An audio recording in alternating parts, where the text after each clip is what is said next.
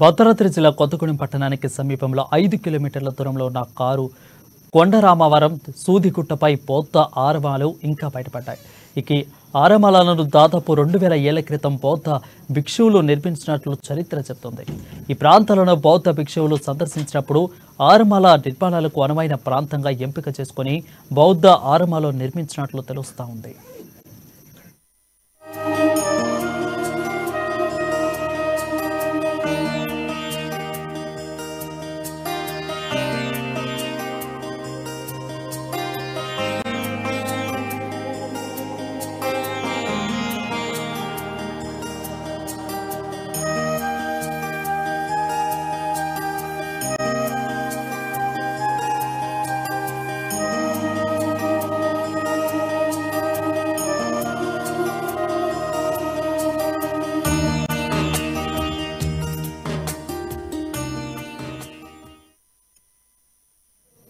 బౌద్ధ భిక్షువులు రాతి గుట్టలు, నీటి చెరువులు ఎంపిక చేసుకుని ఆ ప్రాంతంలో బౌద్ధ ఆరమాలు నిర్మించేవారని చరిత్ర చెబుతుంది.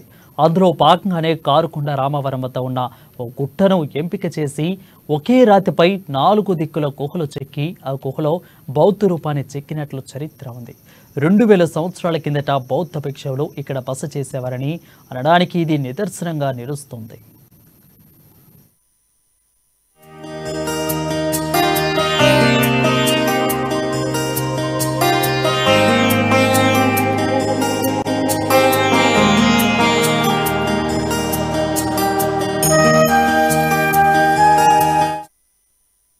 గుట్టపై ఉన్న రాతిని గుహలా చేసి గుహలోపల బౌద్ధ ప్రతిమను చెక్కి ఆ గుహలో ధాన్యం చేసేవారు.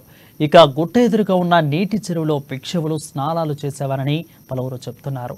10 ఏళ్ల క్రితం పురావస్తు శాఖ వారు ఈ ప్రాంతాన్ని సందర్శించి బౌద్ధ ఆరమాలను కాపాడడానికి ప్రభుత్వాన్ని కోరినట్లు స్థానికులు చెప్తున్నారు. అయితే అప్పటికే సింగరేణి సంస్థ వారు 20 లక్షల రూపాయలతో బౌద్ధ ఆరమాల చుట్టూ రక్షణ వలయం ఏర్పాటు చేసి పలు కట్టడాలు నిర్మించారని వివరించారు.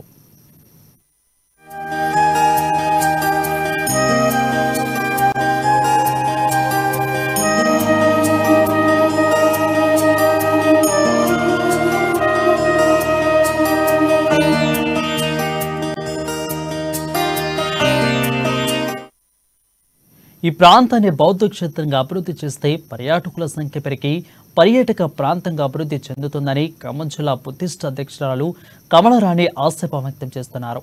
ఇక ఈ నెల 23న బౌద్ధ జయంతి ఘనంగా జరిపేందుకు ఏర్పాట్లు చేస్తున్నట్లు కమలరాణి అంటున్నారు.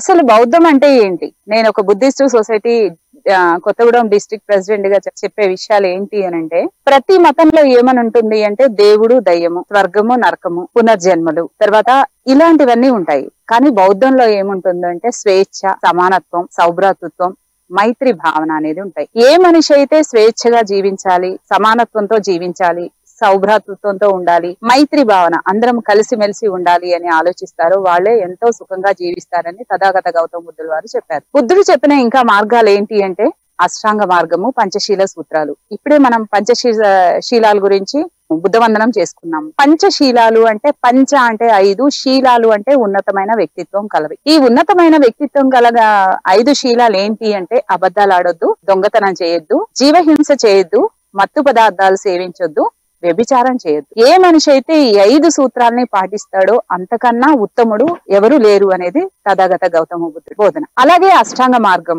అష్టాంగ మార్గాల్ని, నీ చూపు కరెక్ట్ గా ఉండాలి, నీ మాట కరెక్ట్ గా ఉండాలి, నీ ఆలోచన కరెక్ట్ గా ఉండాలి, నీ క్రియలన్నీ, నువ్వు చేసే పనులన్నీ కరెక్ట్ గా ఉండాలి.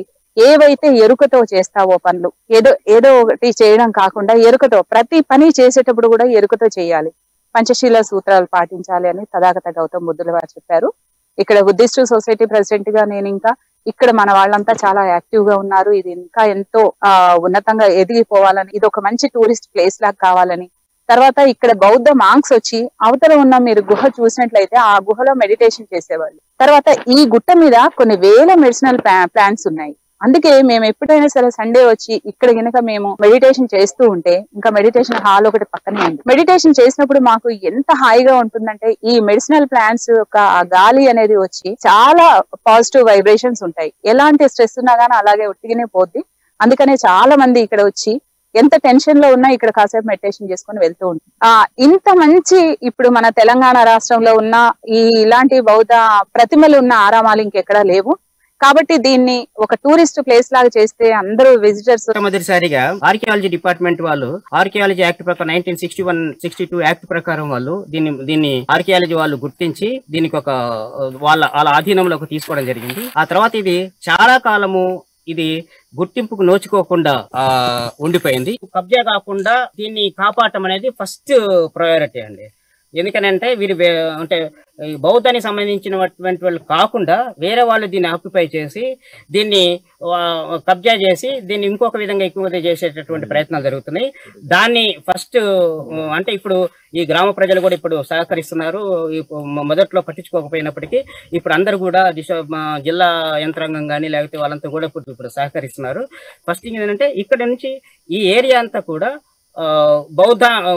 దీన్ని బౌద్ధానికి సంబంధించినగా గుర్తించి దీన్ని డెవలప్ చేయడానికి దీనికి అభివృద్ధి చేయడానికి తగిన చర్యలు ఏమేమి తీసుకోవాలంటే ఫస్ట్ ఇక్కడ షెడ్కున్న దానికి ఆ షెడ్కి ఒక కాన్ఫరెన్స్ హాల్ రూపం ఒకటి ఇచ్చేదానికి ఒక ప్రయత్నం చేయాలండి. ఇక్కడ ఒక బుద్ధిస్ట్ సొసైటీ ఈవెంట్ నుంచి కానీ ఒక మాంకుని పెట్టి ఆ మాంకుల పర్యవేక్షణలో బౌద్ధాన్ని అధ్యయనం చేసి బౌద్ధాన్ని మళ్ళా శిక్షణనిచ్చే ఒక స్థాయికి ఒక శిక్షణాలయంగా దీన్ని భవిష్యత్తులో రూపొందించడానికి ప్రభుత్వం కానీ పౌర సమాజం కానీ సహకారి మెడిటేషన్ చేయాలి, ఎప్పుడు లెగవాలి, ఏమేమి చర్చలు చేయాలి, తర్వాత వాళ్ళు ప్రతిదీ వాళ్ళ ఆహారం ఎలా తీసుకోవాలి అన్ని వాళ్ళకు సంబంధించినటువంటి నియమ నిబంధనలు వినయపేటికలో ఉన్నాయి. తర్వాత రాడుకుంటూ కొన్నాళ్ళు చెప్పులు వేసుకోవాలా లేదా అన్న దగ్గర కూడా డిబేట్ జరిగింది. గొడుగు వేసుకోవాలా లేదన్న దగ్గర, అందుకని కొంతమంది గొడుగు వేసుకుంటారు, ఒక శక్తి వాళ్ళు గొడుగు వేసుకోరు. కాబట్టి అనేక